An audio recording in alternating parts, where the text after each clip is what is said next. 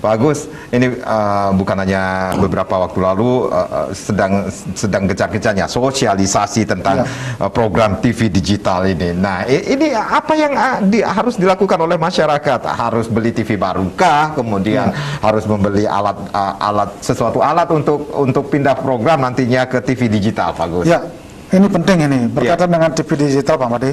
Satu, ini adalah bagian dari implementasi tentang Undang-Undang Cipta Kerja yang disahkan tahun 2020. Jadi selama 2 tahun ini harus mempersiapkan diri untuk beralih ke digitalisasi penyiaran. Artinya ada program namanya ASO, Analog Switch Off. Jadi peralihan dari TV analog ke TV digital. Apa artinya itu? Artinya sekarang TV-TV analog yang ada sekarang ini, 15 siaran yang ada di Bali, akan pindah rumah dia. Pindah rumah ke digital.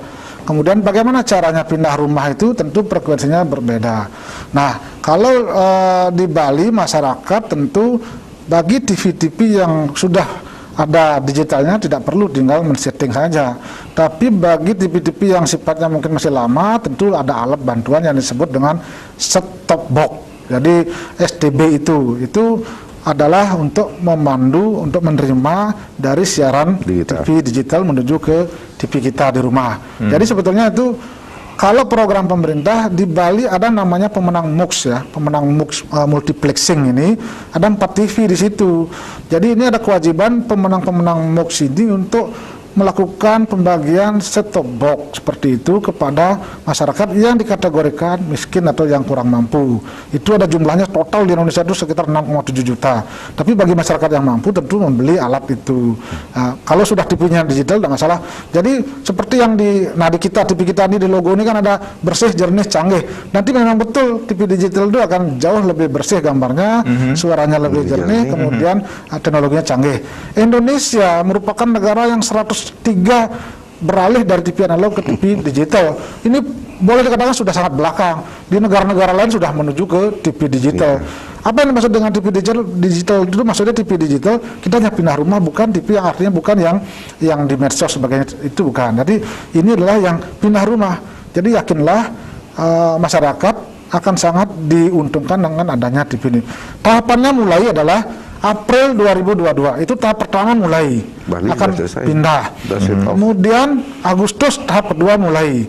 Terakhir adalah tanggal 2 November 2022. Itu terakhir sudah, nanti masyarakat yang ada sekarang ini sudah tidak bisa lagi nonton di TV yang ada sekarang ini. Karena begitu tetap misalnya frekuensinya tidak diubah, ya kosong, tidak ada siaran lagi. Jadi harus beralih ke TV itu. Jadi ini nanti dengan sendirinya akan beralih.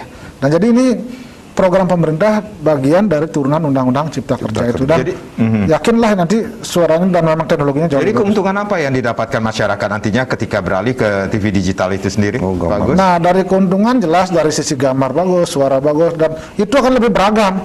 Jadi dari pemenang MUX itu misalnya salah satu TV menang MUX ada misalnya dia satu frekuensi itu, satu kanal itu bisa 8 frekuensi.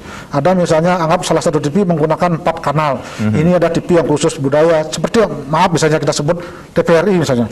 TVRI ada, dia TV nasionalnya ada, TV lokalnya ada, TV budayanya ada, di spotnya ada, berarti 4. Ini lagi 4, ini kosong ini lagi 4 ini kosong, bisa misalnya nanti masuk TV-TV baru bisa masuk di sini. Yang khusus TV pendidikan, khusus TV anak-anak, khusus TV apa, ya seperti kita nonton di di menggunakan TV-TV kabel inilah seperti itu. Anggap dari 4 pemenang MUX yang ada di Bali, kalau masing-masing MUX itu dapat 8 kanal, berarti kan 4 kali 8 ada 24 siaran TV nanti di Bali. Nah, sekarang kan ada 15. Nah, berarti beragam sekali. Itu namanya diversity content. Jadi keberagaman konten. Dan bahkan ada diversity ownership, keberagaman kepemilikan. Jadi di situ nanti teman-teman masyarakat kita akan beragam sekali mendapatkan siaran apapun, dan lama-lama kan masyarakat kita akan tersegmentasi pasarnya. Saya mau nonton TV yang sifatnya olahraga aja lah, dia nonton sport aja. Saya jadi banyak pilihan bagi banyak pilihan, dan itu pasti akan banyak potensi yang dilibatkan di lokal sendiri, SDM-nya, PH-nya, kemudian siarannya banyak sekali, dan itu tantangan kita dan peluang kita di masa yang akan datang. Jadi masyarakat bisa mempersiapkan dari sekarang? Iya, saya lihat ada beberapa kawan-kawan kita di Bali yang sudah nanya, Pak saya mau bikin TV kira-kira nanti dengan TV digital, oh dia sudah mempersiapkan diri. Oh bisa, bagus sekali. Malah memang untuk sementara kan pasti TV-TV yang exciting yang sudah ada ini dulu dialihkan ke situ. Tentu yang kanal-kanal yang kosong itu pasti diperuntukkan untuk yang baru-baru. Bisa dimanfaatkan oleh orang lain. Ya, jadi sebetulnya kan logikanya begini, kalau dengan TV analog itu frekuensinya banyak, boros dia. Kemudian sekarang dicutkan menjadi ini, menjadi anggap 10. Ini sekarang jauh lebih bagus. Sisanya ini nanti bisa dipakai untuk kepentingan lain, misalnya Badan Penanggulangan Bencana. Ini kan ada 5G dan sebagainya. Frekuensi ini bisa digunakan untuk yang lain oleh Jadi negara.